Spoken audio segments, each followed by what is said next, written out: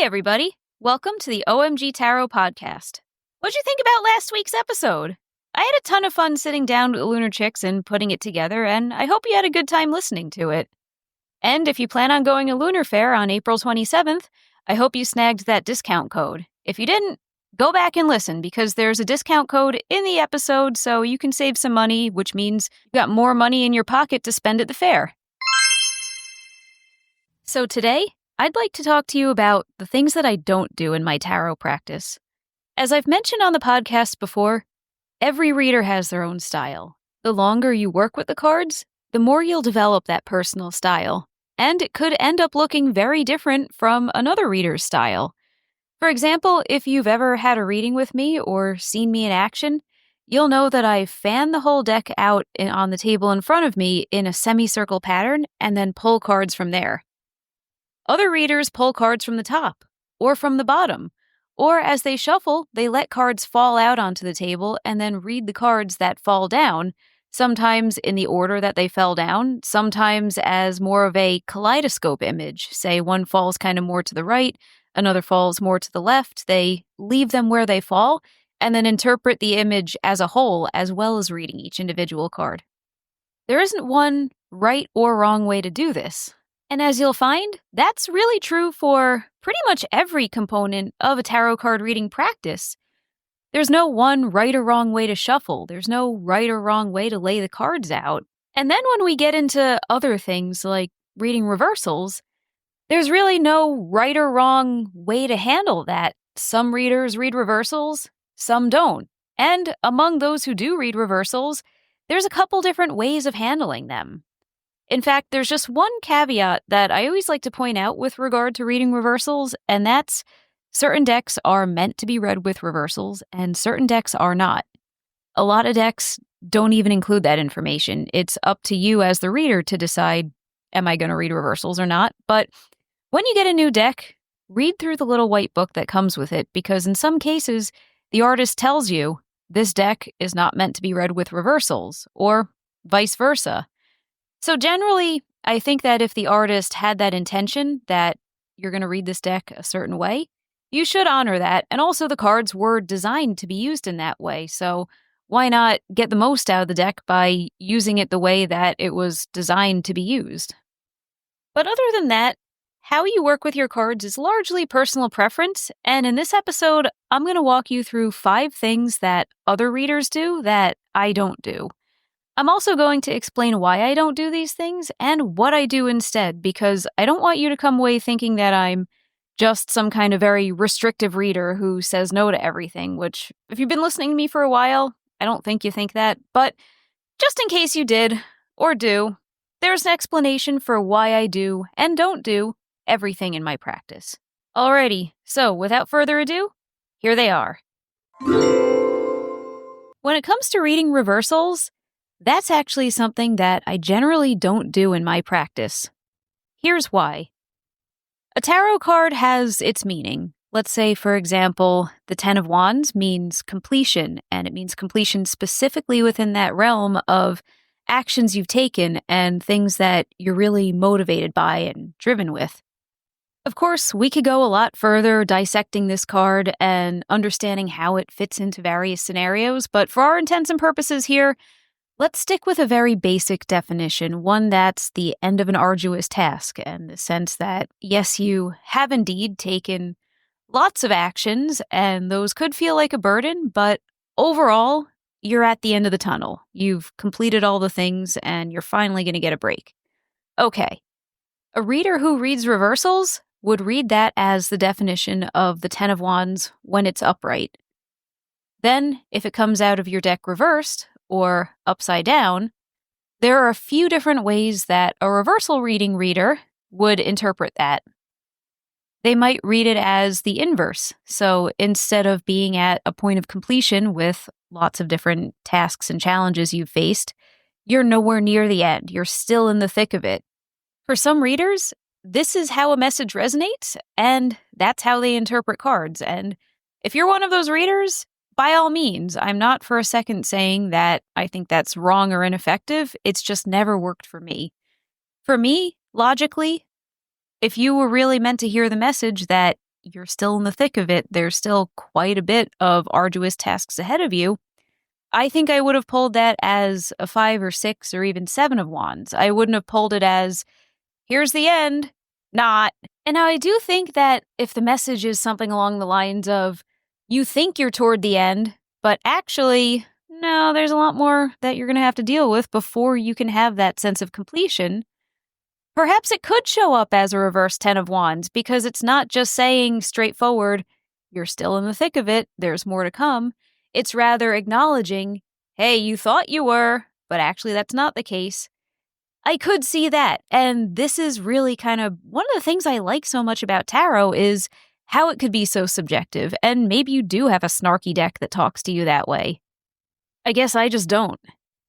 Another way that readers who read reversals may interpret a reversed card is that it's essentially the same meaning as the upright card, but it's recognition that there's a blockage of some sort in the way. And I guess this kind of goes along with the example I just gave, but instead of being on the nose about being snarky, an interpretation of a reverse 10 of wands might be something like, you could be toward the end and you know that you're almost there, but there's one last obstacle that's blocking you from getting to that place of completion. So it's like, hey, this should be your card. This would be your card, but you can't cross that finish line right yet. If I were to read reversals, I think I'd be more aligned with this because to me, that just makes more sense. And honestly, I've been thinking about that quite a bit lately. So you could be watching a transformation in real time. This could be the moment where OMG Tarot goes from being a non-reversal reader to someone who reads reversals, or at least sometimes reads reversals. I'm still not totally sure on if I really want to pivot and adopt that, but to me, something about that just makes sense because ultimately, the reason I really don't read reversals is because I believe that the card has its same meaning no matter how it comes out, and that if you're meant to notice that there's some kind of obstacle in the way, that message is going to come out in the context of whatever else you've pulled with it. So this style assumes that you're pulling at least 2, ideally more tarot cards, and that through the combination of everything you've pulled, you're going to see the ins and outs of what's here straight up, what's kind of being blocked or hindered by something, what's being muted, not muted. And now that I'm thinking about it a bit more, I wonder if this is somewhat because of my background more so with astrology and this idea of you can have squares and oppositions and trines and sextiles that either mute out or enhance certain planets in your chart. This idea that they're all working together in conjunction. While we're on the topic of how many cards you might pull in a spread, I want to talk about the next thing that is part of my practice that isn't necessarily part of other readers. A fixed number of cards in a spread. So, some readers say if I set out to read 3 cards, that's it, I'm reading 3 cards. Or if I've set out to do a Celtic cross, I'm pulling the 10 cards that comprise the Celtic cross. For these readers, typically this comes from a place of, I don't want to keep pulling cards out of the deck until I find an answer that I like. I want the cards to speak for themselves and tell me everything I need to know succinctly. And I get that. I respect that. It makes a ton of sense, and I've absolutely been in scenarios where the querent doesn't like the message I've read, so they ask, well, can you pull another card? And can you pull another card? And over until it's the point of, do you even want a tarot card reading, or do you want me to just tell you what you want to hear? And if it's the latter, I'm perfectly willing to do that. Fine, you've paid me anyway, so sure, I'll tell you exactly what you want to hear. But bringing it back to reading a fixed number of cards, I typically deviate from that because a lot of times I end up in scenarios where I think we need some more context or just some clarification. So I pull clarifiers all the time. Let's say we sat down and decided we're going to start with 3 cards. We sit down with the understanding that it might begin with 3 cards, but it might end up being 5 cards. It might end up being 7 or 8 cards. We pull as many cards as we need to tell the full fleshed out story. From my perspective, I'm really not trying to just draw cards until we get an answer we like, but rather until we get something that's tangible and actionable. I want to get us to a place where you feel like your question is sufficiently answered and the insight that you've sought, because sometimes people don't sit down with a specific question. They just want to know what the cards say they need to hear today.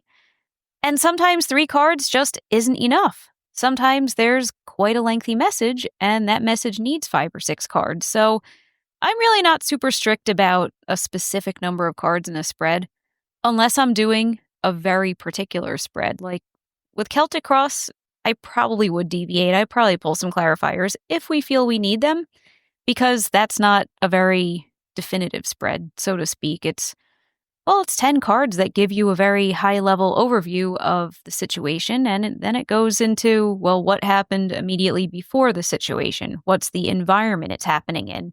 It gives you really just a look at every part of it, and I think there's room to build that out. There is a relationship spread that I do, that one we stick it to just the 8 cards that it entails. Although I guess I would pull clarifiers if they felt necessary. Also, that year ahead spread that we talked about in a previous episode. I've never pulled a clarifier when doing that spread, but I don't necessarily think you can't or that you shouldn't.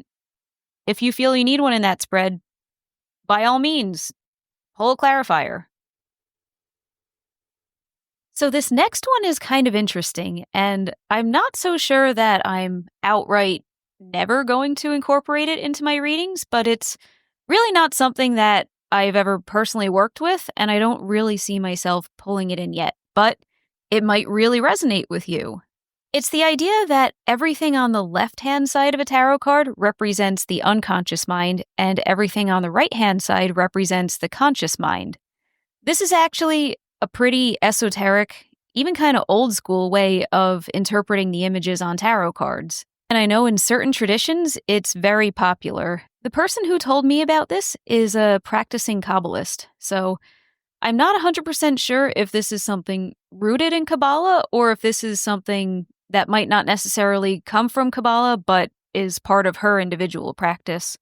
But that's another thing that we can keep in mind is different approaches to reading and working with the cards are going to come from what's your background? What's your belief system? Where are you coming to the tarot cards from? Like how I mentioned a few minutes earlier, I pull in so much astrology, and maybe it just makes sense that someone who's already thinking in the language of squares and sextiles and different elements ruling different houses might tend to take more of that big picture, kaleidoscopy way of looking at tarot cards.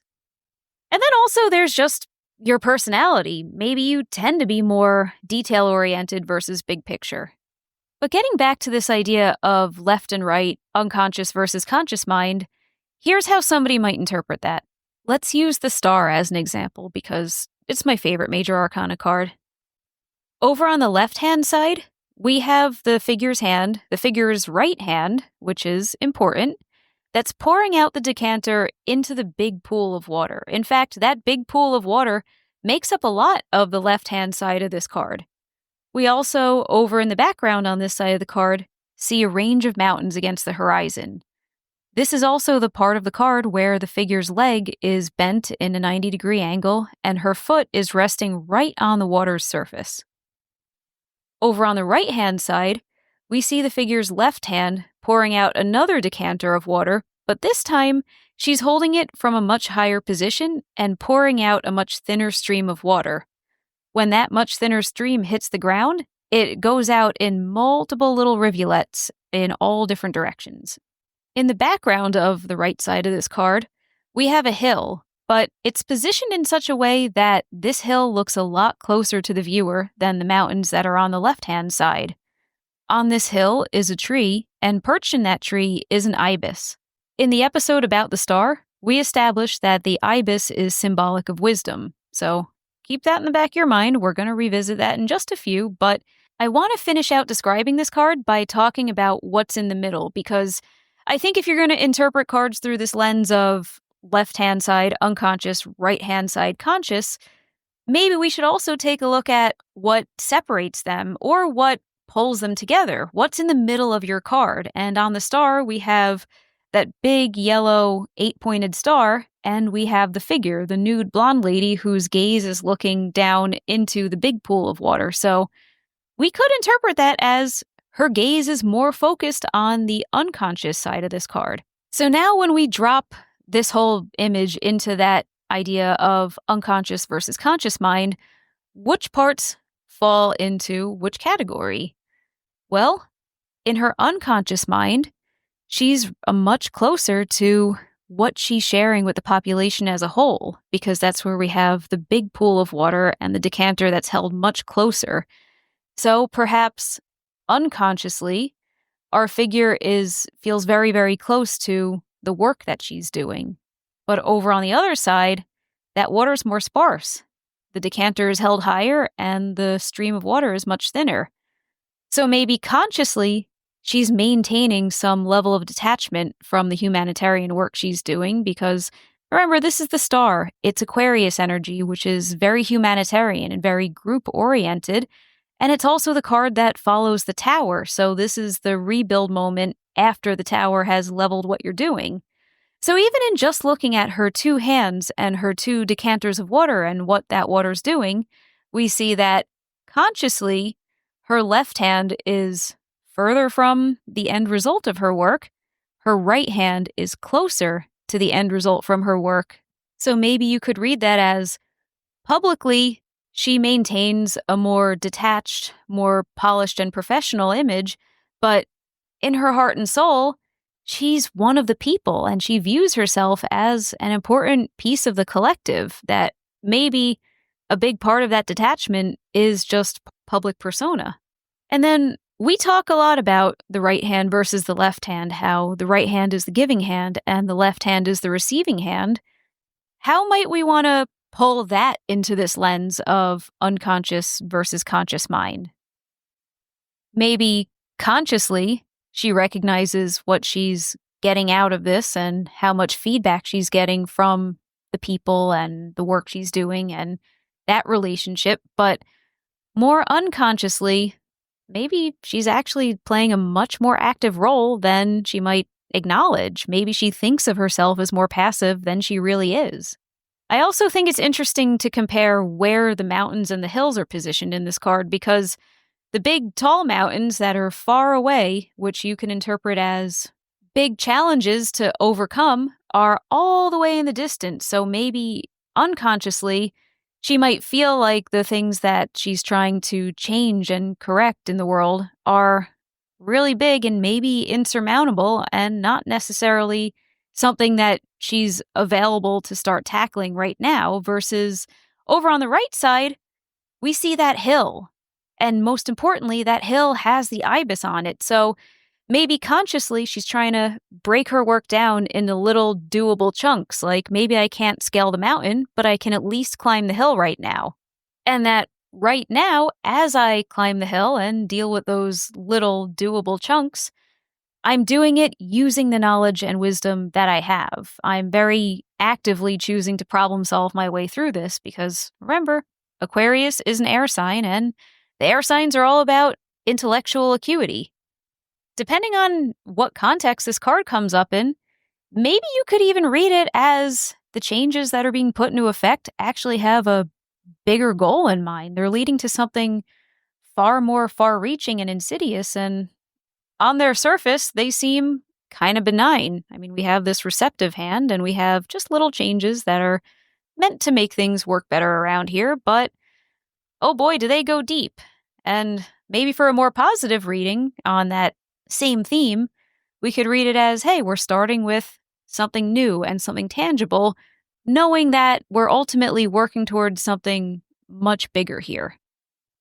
So why don't I read tarot cards like that? Because I think I at least did a pretty decent breakdown of if you were to read tarot cards this way, that's how you would do it. Well, I think it goes back to the whole big picture kaleidoscope thing, that I really like to take cards as entire compositions rather than breaking them down piece by piece, which I know in season 1, that's literally what we did every single episode was, here's a card, let's interpret it piece by piece by piece. But I broke them down piece by piece so that way you can construct them back together to make that whole image. So I guess from my perspective, the whole left-right, unconscious-conscious breakdown can maybe be helpful, but it's not something that's really at the forefront of my practice. And when I'm reading a tarot card, I don't look down to, okay, is this on the left or on the right? I'd rather look at what is the figure doing, and if any left-right breakdowns come up, I'm looking more so at what are their left and right hands doing, and to a lesser extent, are they facing to the left or to the right? Because as far as the facing goes, I'm really more so looking at what is the card on their left or right that it appears they're looking at. It's more of what are they focused on, whether are they focused to the left or to the right. Which also readers who put more emphasis on these two halves of the card, they sometimes read the way the figure is facing, be it left-hand side, right-hand side, as are they looking into the past or are they looking into the future, with the left side being the past, the right side being the future. And not all tarot card figures are looking left or right. Think about the High Priestess. She's looking right at you. So interpret that. She's engaging in a conversation with you as the reader and looking right into your eyes. I think that's an important gaze orientation as well. This one's a little bit different. It's more of what do I do in my practice that a lot of other readers don't, and that's allow the querent to touch my cards. If you've ever had a reading with me, you already knew this. One of the first things I do is hand the deck over to the querent and have them shuffle the cards. Here's why. I like to turn our reading into a conversation between you, me, and the deck of cards.